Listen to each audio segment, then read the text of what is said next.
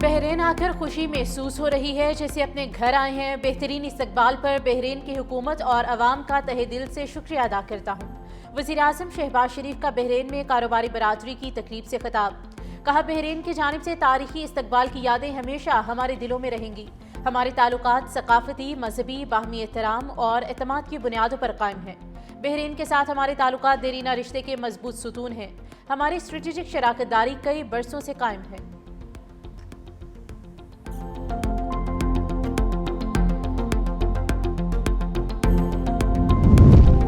وزیر داخلہ محسن نقوی کی بحرین ہم منصب شیخ راشد بن عبداللہ الخلیفہ سے ملاقات۔ دو طرفہ علاقائی سیکیورٹی پر قریبی تعاون بڑھانے پر اتفاق۔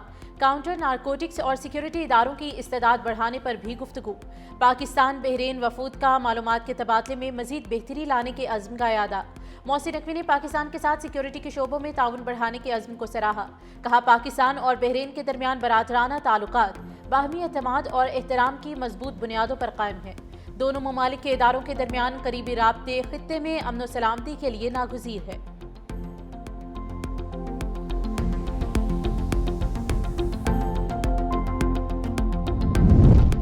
نائب وزیر اعظم اسحاق ڈار کی بحرین وزیر خزانہ سے ملاقات۔ فائنانس سیکٹر میں تعاون بڑھانے پر مفید گفتگو کی گئی۔ ترجمان دفتر خارجہ کے مطابق بحرین کے فن ٹیک میں پیش رفت اور پاکستان سے مہارت شیئر کرنے کی پیشکش کی گئی۔ دونوں ممالک کے مرکزی بینکوں کے درمیان تعاون کے امکانات پر بات چیت۔ مالیات، بینکاری، تجارت اور معیشت میں مشترکہ روڈ میپ کی تیاری پر اتفاق، جبکہ متعلقہ حکام کی مشترکہ ٹیمیں بنانے کا بھی فیصلہ۔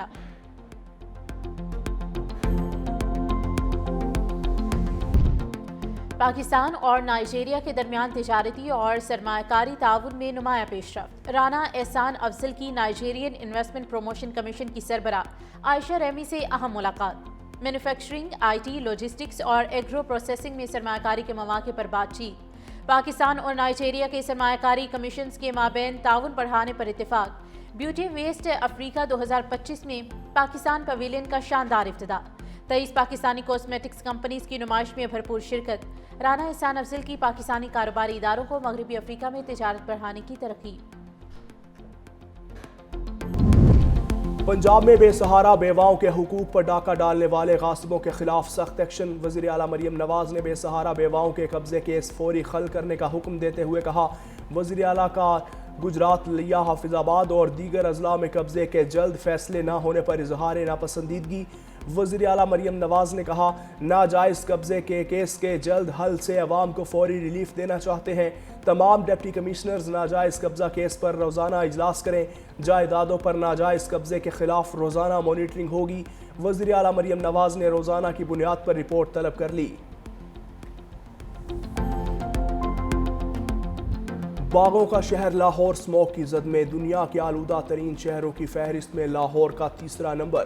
شہر کا AQI 210 ریکارڈ۔ اسموگ سے متاثرہ علاقوں میں شہریوں کو ماسک کا استعمال یقینی بنانے کی ہدایت۔ دوسری جانب دھند کے باعث موٹر وے M1 کو پشاور سے صوابی اور صوابی سے برہان تک بند کرنا پڑا۔ حد نگاہ بحال ہونے کے بعد موٹر وے ٹریفک کے لیے کھول دی گئی۔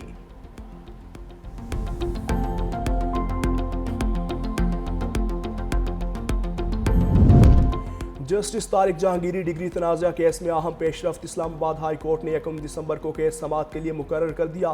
چیف جسٹس سرفراز ڈوگر اور جسٹس اعظم خان سماعت کریں گے۔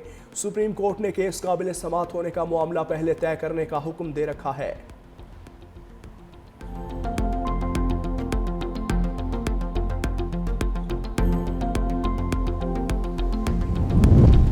رحیم یار خان میں ڈاکوؤں کی فائرنگ سے 2 کمسن بھائی جاں بحق۔ کوٹلہ جعفر لال میں ڈاکو اجمل نامی شہری سے موٹر سائیکل چھین کر فرار ہو گئے۔ شہری نے اپنی برادری اور پولیس کو کال کر دی۔ اہل علاقہ کے تعاقب پر ڈاکوؤں نے فائرنگ کر دی۔ فائرنگ کی زد میں آ کر 8 سالہ احمد اور 10 سالہ شاہ زیب جاں بحق ہو گئے۔ پولیس نے علاقے کی ناکہ بندی کر دی۔ ڈاکوؤں کا تعاقب جاری۔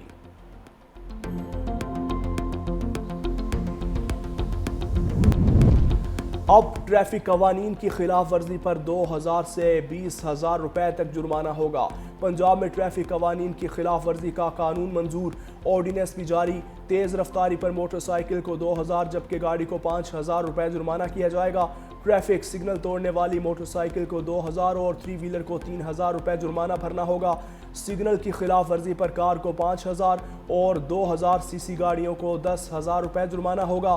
سگنل کی خلاف ورزی پر 2,000 سی سی سے زائد کی گاڑیوں کو 15,000 روپے جرمانہ ہوگا۔ دھواں چھوڑتی موٹر سائیکل کو 2,000 بھرنا ہوں گے۔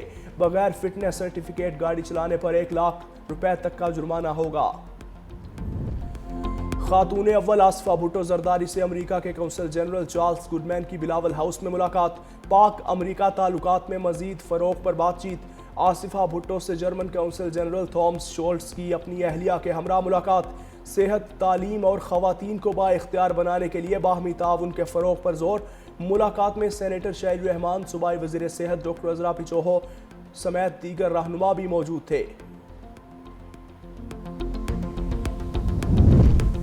سندھ کے سینئر وزیر شرجیل انعام میمن کی محکمہ اطلاعات کو تمام فلمی اور میڈیا پروجیکٹس جلد مکمل کرنے کے احکامات۔ حکام کو جاری میگا پروجیکٹس اور ترقیاتی کاموں کی بروقت اور مؤثر تشہیر کی بھی ہدایت۔ محکمہ اطلاعات میں اجلاس کے دوران سینئر وزیر شرجیل انعام میمن کو جاری منصوبوں پر بریفنگ دی گئی۔ صوبائی وزیر کی متعلقہ حکام کو ہدف کے مطابق کام تیز کرنے کی ہدایت۔ کہا سندھ حکومت چاہتی ہے فلم، ڈاکومنٹری اور دیگر تخلیقی مواد کے ذریعے قومی بیانیے، قومی یکجہتی، امن، رواداری اور ترقیاتی اقدامات کو مؤثر انداز میں پیش کیا جائے۔ میڈیا کے ذریعے معاشرے میں مثبت پیغام پھیلانا وقت کی ضرورت ہے۔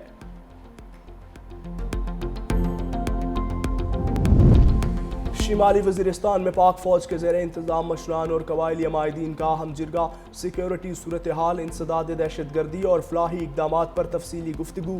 جی او سی میران شاہ کی قیام امن میں قبائلی عمائدین کے کردار کی تعریف۔ کہا عوام، سول انتظامیہ اور پاک فوج کے باہمی تعاون سے ہی دہشت گردی کا مکمل خاتمہ ممکن ہے۔ قبائلی رہنماؤں نے امن و امان کے قیام کے لیے ریاستی اداروں سے مکمل تعاون کی یقین دہانی کروائی۔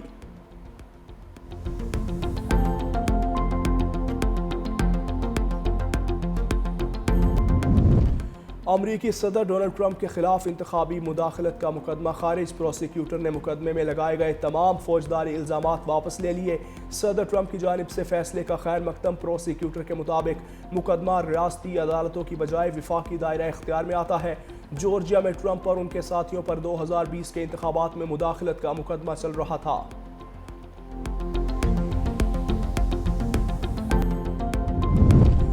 قطر ایئر ویز دنیا کی بہترین ایئر لائن قرار۔ ایئر ہیلپ نے بہترین ایئر لائنز کی فہرست جاری کر دی۔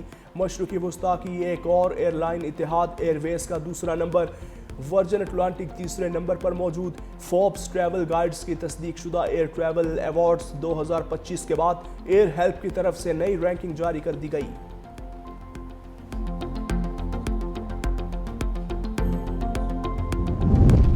انٹرنیشنل کرکٹ جوئے میں ملوث 2 ملزم اسلام آباد سے گرفتار۔ ملزمان کی مجیب الرحمان اور زاہد علی کے نام سے شناخت۔ ملزم زاہد علی سندھ پولیس کا اہلکار، سابق پروفیشنل کرکٹر اور ضلعی سطح کا امپائر ہے۔ ملزم آن لائن کرکٹ جوئے اور سٹے بازی میں ملوث رہا۔ زاہد علی زمبابوے، کینیا، گھانا سمیت کئی افریقی ممالک کی خواتین کرکٹر سے رابطے میں تھا۔ زاہد علی خود کو پروفیشنل امپائر کے طور پر متعارف کرواتا اور WhatsApp group world cricket لا کے ذریعے لوگوں کو جوڑتا رہا۔ ملزم مجیب الرحمان کے Bharat, you a E, Sri Lanka, Nepal cricket سرگرمیوں سے جڑے افراد کے ساتھ رابطوں کا انکشاف۔ ملزم کا شری لنکن پریمیئر لیگ کے دوران ایک فرنچائز مالک سے بھی رابطہ تھا۔ ملزمان کے فون سے شواہد اکٹھے کر لیے گئے، مزید تحقیقات جاری۔